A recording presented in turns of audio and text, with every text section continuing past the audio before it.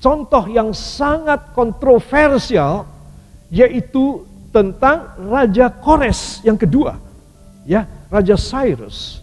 Dia penyembah berhala, saudara. Dia juga tidak mengenal kepada Allah Yehova. Saudara, coba, itu kan suatu kedudukan yang fatal. Satu kedudukan yang cilaka. Fatal itu cilaka. Ya, kedudukan yang cilaka. Karena dia tidak mengenal Allah Yehova. Tidak ada nabi di negaranya. Sehingga jalannya ngawur saja. Ini fatal banget, ini cilaka sekali. Satu negara yang besar, mempunyai dominion, mempunyai jajahan yang begitu banyak, tetapi tidak ada seorang nabi pun. Saudara, padahal nabi adalah utusan Allah untuk menyampaikan firman. Sehingga apa yang terjadi, itu pernah terjadi pada Israel, maka semua bangsa Israel ini hidup semaunya sendiri. Tidak ada takut lagi kepada Tuhan Allah. Itu sebab Tuhan menetapkan mereka harus dijajah dan mereka harus dibawa pada pembuangan, ya, menuju pembuangan di negeri Babilonia selama 1 generasi atau 70 tahun. Saudara bisa bayangkan, pada rentang tahun 70 tahun semua orang tua mati dan tinggal anak-anak yang berangkat dewasa. Itu 1 generasi pada Alkitab. Saudara, dan Tuhan tidak menghukum lebih atau kurang dari 70 tahun. Maksud Tuhan adalah supaya mereka-mereka ini yang tidak tahu terima kasih. Katakan, tidak tahu terima kasih. Harus musnah. Tuh lihat, saudara. Itu Alkitab. Jadi kalau saudara mengerti pelajaran Alkitab, ya saudara, dan saudara tahu apa maksud Tuhan dengan 70 tahun, maka saudara kalau tidak tahu berterima kasih kepada Tuhan, selalu menuntut lebih banyak, selalu nggak terima. Lihat si A berhasil, lihat si B semakin diberkati, lihat si C naik pangkat, dan saudara sendiri stuck, saudara sendiri diam. Saudara tidak ada terima kasih kepada Tuhan, dan saudara mungkin menggerutu, maka itu adalah satu kesalahan yang besar. Ya saudara, sebaliknya penyembah berhala yaitu Cyrus, saudara, walaupun dia tidak tahu kebenaran, tidak ada nabi, seorang nabi pun di negaranya nggak ada yang menyampaikan firman, tidak ada. Tetapi saya nggak tahu bagaimana caranya seorang semacam ini bisa dipilih sama Tuhan. Kemarin saya katakan karena tidak ada lagi yang baik, maka Tuhan di Israel tidak ada yang baik, Tuhan comot ini orang, raja ini. Tetapi lebih dalam lagi, saya perlu memberitahu pada saudara, di dalam hati Cyrus, ya Kores, ada satu kerinduan. Saya tidak tahu kerinduan apa itu, tetapi kerinduan untuk supaya hidupnya happy. Karena dia memiliki semuanya. Saudara, bagi dia membunuh itu biasa. Membunuh bayi-bayi dan darahnya dipersembahkan pada dewa apa, pada dewi apa, gadis-gadis ya yang masih remaja disembelih dan darahnya dikasih pada dewa-dewi mereka, itu biasa bagi dia. Begitu hidupnya kejam sekali. Berlumuran dengan darah. Heran saya bahwa Tuhan mau pakai dia. Itu sebab saudara tidak boleh membatasi tentang kasih karunia Tuhan. Kalau saudara melihat orang jahat, orang yang tukang nyeleweng, orang kriminal, saudara, lalu saudara mengatakan, aku gak mau dekat sama orang ini. Aku tidak mau ada hubungan sama orang ini. Maka saudara salah. Siapa tahu orang yang semacam ini adalah tipikal daripada Kores. Saudara, sifat Kores ada pada dia. Kalau dia mendengarkan sedikit ajakan, undangan, atau tentang Injil, dan dia mau datang kepada Tuhan, seperti Kores itu menengadah saja ke atas. Dan dia sudah berhubungan dengan Tuhan. Saudara, apa sebab? Karena jiwanya penuh dengan pencarian. Selalu mencari, selalu mencari, selalu mencari. Sebaliknya seorang anak Tuhan, seorang Israel, sejati. Saudara, tidak ingin memandang kepada Tuhan dan tidak ingin berharap apapun dari Tuhan. Mereka justru memelihara berhala-berhala, patung-patung, dan penyembahan berhala. Makanya Tuhan gak mau pakai orang Israel. Ada yang namanya nabi yang kudus, penggal kepalanya. Habis semua nabi di seluruh Israel. Di sini kita melihat, saudara, bahwa kita tidak boleh memakai cara berpikir kita sendiri. Bahwa kalau orang baik, itu bisa dipakai Tuhan. Orang jahat tidak mungkin dipakai Tuhan. Saudara mesti salah dan berdosa. Itu sebab saya menekankan saudara untuk saudara pergi keluar mencari jiwa. Saudara mungkin repot, saya tahu saudara repot cari uang, yang mengasuh anak cucu, ya saudara mengatur rumah tangga segala macam, tugas-tugas profesional saudara. Tetapi saya lebih tahu lagi kalau saudara kerja buat Tuhan, maka saudara ini menerima anugerah lebih besar. Kenapa? Karena saudara menyelamatkan orang-orang yang semacam Kores. Saudara, secercah saja harapan diberikan kepada mereka bahwa mereka punya juru selamat, bahwa mereka bisa diselamatkan, bahwa Tuhan bisa pakai mereka. Dan mereka menjawab, tidak mungkin, aku penyembah berhala, aku hidupnya kotor, aku hidupnya kriminal, banyak dosa. Sekalipun mereka berkata demikian, tapi mereka mendengar dari seseorang di telinganya ini masuk, bahwa Tuhan mencintai dia. Saudara, itu cukup. Maka dia bisa seperti Kores. Tuhan bisa menjamah hatinya dan membuka pikirannya untuk rencana Allah yang istimewa. Ya, saudara, itu sebab jangan membuang anggota keluarga saudara, famili jauh, famili dekat saudara, tetangga kenalan saudara yang hidupnya kotor, yang hidupnya dalam dosa, jangan dibuang.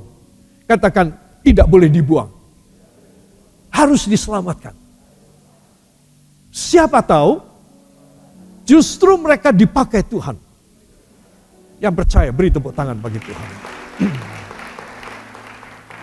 Saudara, dan bila ada orang yang ada secercah harapan dalam batinnya, dalam sanubarinya, untuk dia mau mencari yang maha kuasa.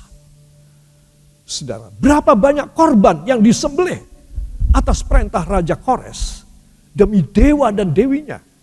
Itu menyakiti hati Allah, saudara. Tetapi begitu dia menengadahkan kepalanya saja ke sorga, ke langit. Begitu dia mengangkat tangan saja, Tuhan langsung pilih dia. Saudara, untuk seseorang bisa dipilih oleh Tuhan tidak sulit. Asal dia betul-betul mau meninggalkan hidupnya yang lama. Dan dia mau mencari Tuhan. Belajar mengangkat tangan.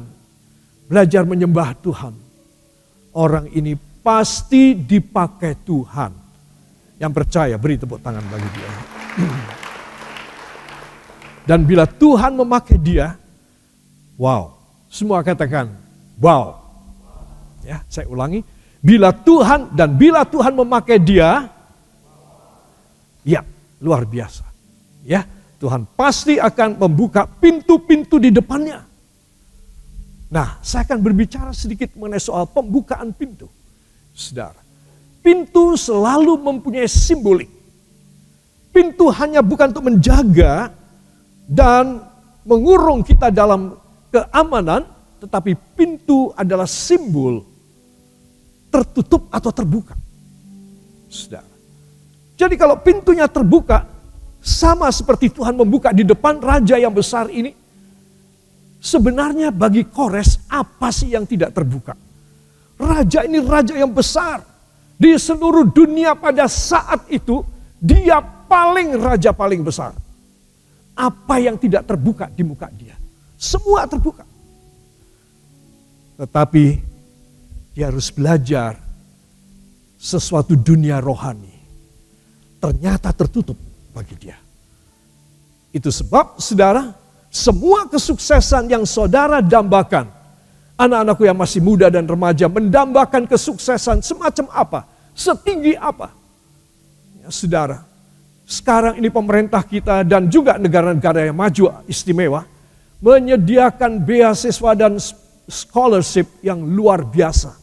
Sangat berjibun, sangat berkelimpahan scholarship. Supaya anak-anak lulusan SMA, mereka bisa belajar ke luar negeri. Saudara, kenapa? Satu, karena negara-negara yang maju, kalau mereka itu orang-orang kayanya menyumbangkan uang untuk pendidikan dan beasiswa, mereka tidak kena pajak. Ya. Selain mereka mempunyai keinginan, aku ingin membantu orang yang aku tidak kenal. Tapi aku kepingin bantu. Nah, belum lagi pemerintah, perusahaan-perusahaan multinasional. Jadi untuk pintu terbuka buat anak-anak muda, ya, sangat berbeda di zaman saya dulu. Ya, itu banyak sekali. Tetapi saudara mesti bisa membedakan, Tuhan tidak membuka pintu buat mereka. Tuhan baru membuka pintu buat mereka bila seseorang mempunyai satu keinginan yang sama seperti Kores. Saya tidak tahu persis bagaimana keinginan dia. Tetapi saya yakin ketika dia menengadah ke sorga, maka di situ terjadi kelepasan bagi dia. Amin.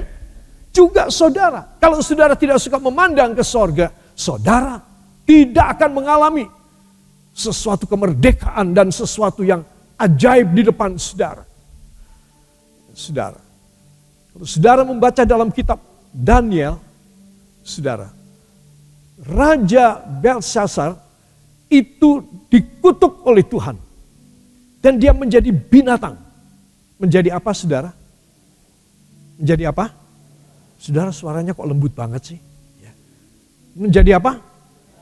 Binatang. Semacam, ya, kalau pelukis-pelukis itu mengumpamakan seperti seekor gabon. Nah, dia itu menjadi binatang dan dia merumput, dia makan rumput. Tiba-tiba tangannya menjadi kaki. Ya, raja ini saudara. Dan orang-orang istana mengusir dia dari dalam istana. Dan dia berkeliaran di padang rumput. Saudara tahu rahasianya apa? Dia kembali menjadi manusia. Ketika dia merumput dan dia berhenti, ingatannya kembali. Dan dia mulai menengadah ke atas dan dia mulai angkat tangan. Dan tiba-tiba dia menjelma menjadi manusia kembali. Sejelek apapun. Senajis apapun. Dan siapapun orangnya, kalau dia merasa bahwa aku harus menengadah ke atas, sesuatu terjadi kepada dia. Ini pelajaran bahwa bagi saudara, jalan yang paling pintas dan paling cepat adalah bila saudara menengadah ke atas dan mengangkat tangan. Amin. Itu sebab saya ingin supaya semua saudara ingat. Kalau saudara dalam keadaan terpuruk, saudara dalam keadaan gak ada jalan, saudara dalam keadaan yang linglung oleh karena saudara dihipnotis oleh setan, disihir oleh duniawi. Kiranya saudara tetap ingat kata-kata saya. Tengadahkan kepalamu ke atas dan angkat tanganmu. Maka engkau akan menjelma kembali menjadi anak-anak Tuhan.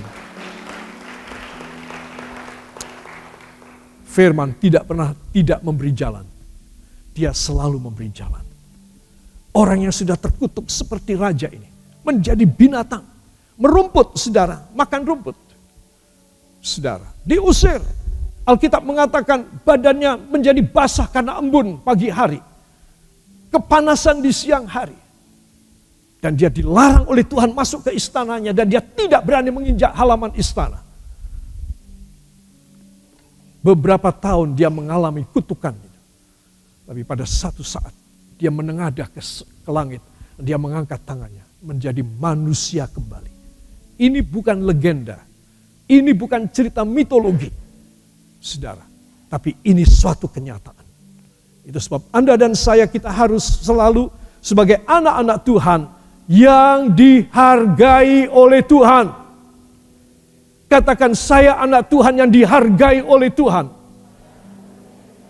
saya mempunyai hak dan kesempatan lebih besar dari orang kafir. Beri tepuk tangan bagi dia. Ya saudara, jadi maksud Tuhan adalah supaya aku membuka pintu-pintu di depannya. Ya saudara, kalau sekarang ini saudara dalam keadaan yang kepepet sekali dan saudara tidak tahu cara saudara lepas dari hutang saudara, lepas dari tekanan batin saudara, lepas dari konflik keluarga saudara. Saudara, maka saudara, engkau harus percaya. Malam hari ini Tuhan akan membuka pintu-pintu di depanmu. Yang percaya, beri tepuk tangan bagi dia. Kores adalah wakil manusia kafir yang dapat anugerah pintu terbuka. Ya saudara. Nah, saudara, salah satu pintu terbuka. Katakan, salah satu pintu terbuka adalah pintu mujizat. Beri tepuk tangan buat Tuhan. Sebab mari kita akan belajar lakukan mujizat. Katakan, saya harus belajar melakukan mujizat. Supaya hidup saya tidak percuma. Ya saudara, orang membeli handphone atau gadget atau apalah yang mahal-mahal. Ya, saudara, tapi tidak bisa menggunakan. Cuma digunakan untuk apa? Ya, untuk WhatsApp, untuk SMS, ya, sudah, untuk telepon, untuk teks saja. Padahal harganya puluhan juta, ratusan juta. Ya, saudara, kenapa dia tidak beli handphone yang harga 1 jutaan saja? Sudah bisa melengkapi semua kebutuhan dia. Sisa harga yang begitu banyak, percuma. Nah, anugerah yang besar dari Tuhan, karena kita tidak bisa mengelola dan tidak bisa melakukan, itu semua sia-sia. Maka Tuhan akan mencabut dari saya. Aku memberi banyak, tapi kamu sia-siakan. Kamu cuma pakai untuk hal yang sepele dan simple saja. Aku memberi yang canggih, penuh dengan kuasa, penuh dengan mujizatku, tetapi kamu tidak bisa melakukan. Kamu hanya terus berteriak minta tolong sama aku. Kamu tidak bisa melakukan mujizatmu sendiri. Saudara, mari kita akan belajar. Lakukan mujizat. Katakan pada samping Anda, kita harus melakukan mujizat. Supaya anugerah tidak dicabut dari kita. Yang percaya beri tepuk tangan bagi Tuhan. Saudara, kita akan buka Alkitab kita dari Markus 16 ayat 17, 18 dan 19. 1, 2. Tanda-tanda ini akan menyertai orang-orang yang percaya. Mereka akan mengusir setan-setan demi namaku. Mereka akan berbicara dalam bahasa-bahasa yang baru bagi mereka. Mereka akan memegang ular, dan sekalipun mereka minum racun maut, mereka tidak akan mendapat celaka. Mereka akan meletakkan tangannya atas orang sakit, dan orang itu akan sembuh. Sesudah Tuhan Yesus berkata demikian, berbicara demikian kepada mereka, terangkatlah ia ke sorga, lalu duduk di sebelah kanan Allah. Amin. Terima kasih, silakan duduk kembali. Saudara, ayat 17 dan 18 ya. Tanda-tanda ini akan menyertai orang-orang yang percaya. Saya mau tanya, kunci dari kalimat ini apa? Tanda-tanda atau orang percaya? Apa? Pokok subjeknya apa?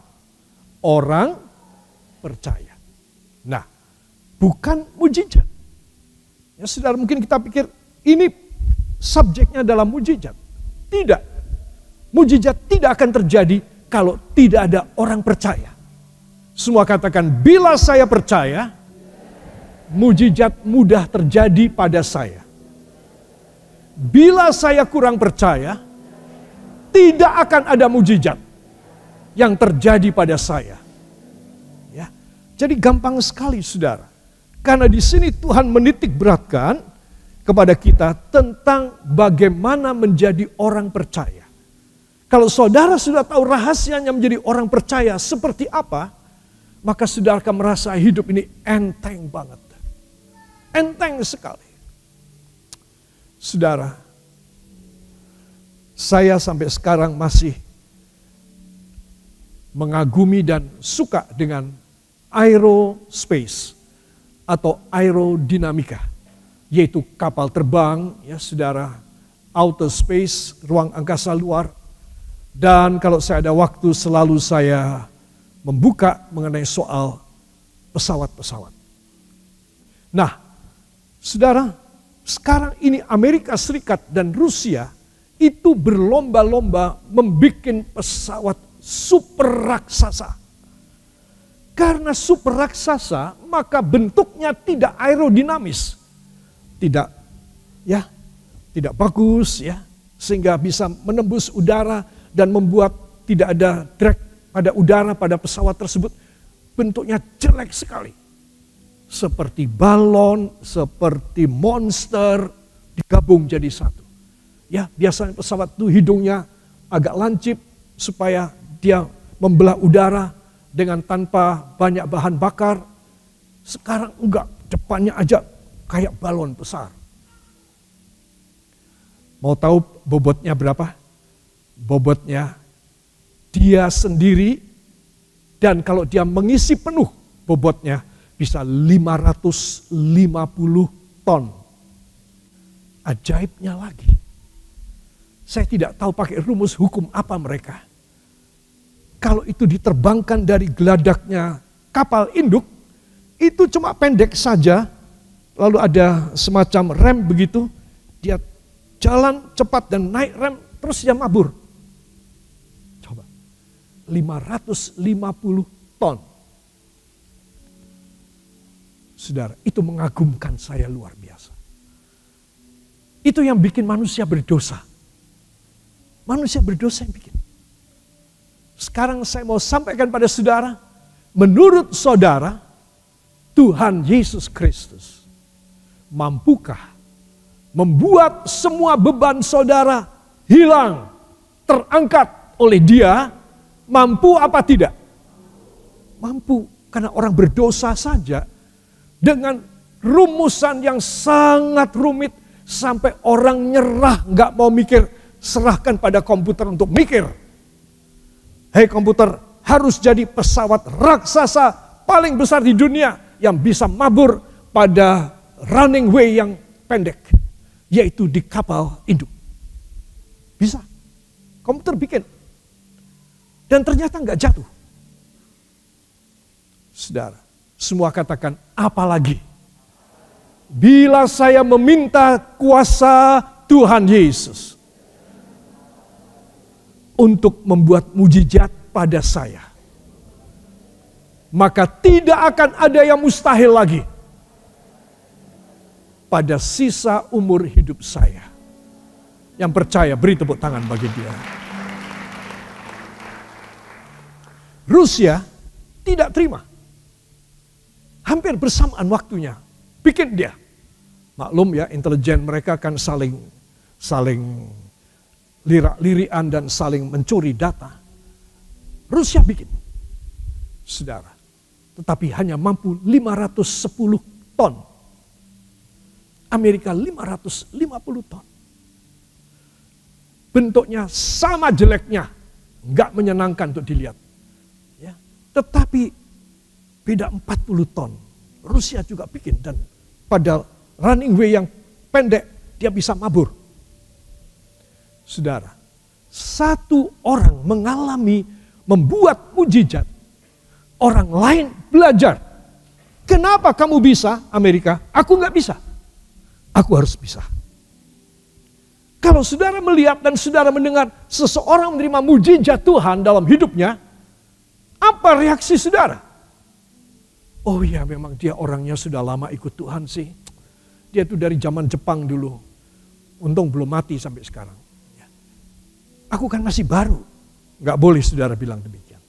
Saudara harus mengubah kalimat saudara. Kalau dia bisa, aku juga bisa. Semua katakan, bila orang lain bisa, saya juga harus bisa. Karena kami mempunyai Tuhan Yesus yang sama. Kami mempunyai perjanjian firman yang sama. Bagi kami, tidak ada yang mustahil. Amin. Saya selalu mengatakan demikian dalam diri saya. Sebab kalau saudara dan saya tidak dipacu untuk sesuatu yang gede, sesuatu yang hebat, saudara ini hidupnya biasa aja. Ya. Hidupnya ya kadang-kadang males mandek tengah jalan. Ini hidup yang santai secara rohani. Ya saudara, Tuhan ingin supaya saudara berlari pada landasan yang Tuhan sudah inginkan. Karena hidup saudara berharga bagi Tuhan dan bagi orang lain. Katakan, hidup saya berharga bagi Tuhan dan bagi orang lain. Ya, saudara. Jadi saudara harus tahu, saudara hidup ini untuk apa? Saudara hidup ini untuk saudara berguna untuk semua orang. Sebanyak yang saudara bisa lakukan. Jangan saudara membatasi, aku hidup supaya aku senang, aku bahagia, aku berhasil. Saudara, Tuhan gak bakal buka pintu di depan saudara. Tidak bakal. Saudara tidak akan pernah mengalami mujizat dalam hidup saudara. Itu sebab mari belajar, lakukan mujizat. Ya, ayat yang ke-18 tadi. Mereka akan memegang ular. Ular adalah bayangan dari sengat dosa. Semua ular mempunyai racun. Mempunyai racun yang disalurkan, disuntikkan kepada mangsa daging yang dia gigit melalui dua taring di kanan dan kiri di dalam mulutnya yang berlubang seperti jarum suntik. Begitu dia menyokot itu apa? Menggigit. Nah, ini orang bahasa Indonesianya 4 barangkali dulu. Ya. Menyokot, menggigit daging, ya begitu terluka, disemprotkan racun dalamnya. Ya, saudara. Jadi orang disebutkan, ya saudara, akan mengangkat mereka, dan kalau mereka, meskipun mereka minum racun, saudara, sebetulnya minum racun ini bukan sengaja loh. Tetapi saudara punya minuman dikasih racun. Jadi saudara, apa maksudnya? Bahwa saudara itu kalau saudara diracun. Dan racun ini menunjuk pada kuasa dosa. Itu sebab anak-anak Tuhan perhatikan, ya. Saudara harus yakin, kalau aku ada kuasa mujizat Tuhan, maka aku tidak bisa dicelakai oleh orang. Iblis pun tidak berani mengganggu hidupku. Maka saudara harus tahu bahwa kenapa saya dan saudara ini harus melakukan mujizat. Karena kita akan berguna untuk orang lain. Ya saudara, maka itu saya tulis pintu mujizat harus terbuka di muka saudara. Amin. Di mana saudara berada, saudara bisa melakukan mujizat. Dan kalau saudara melakukan mujizat, orang-orang pada datang kepada Tuhan. Tetapi kalau saudara tahu ada satu malapetaka, kesakitan atau sesuatu impossibilities, and you do nothing to them, dan saudara tidak melakukan apapun pada kemustahilan ini, maka orang gak tahu saudara anak Tuhan. Siapa saudara? Oh barangkali orang biasa aja. Tetapi kalau saudara di dalam satu lingkup kehidupan yang sangat membutuhkan, saudara melakukan mujizat. Dan mujizat terjadi. Maka saya beritahu banyak orang akan datang kepada Tuhan melalui saudara.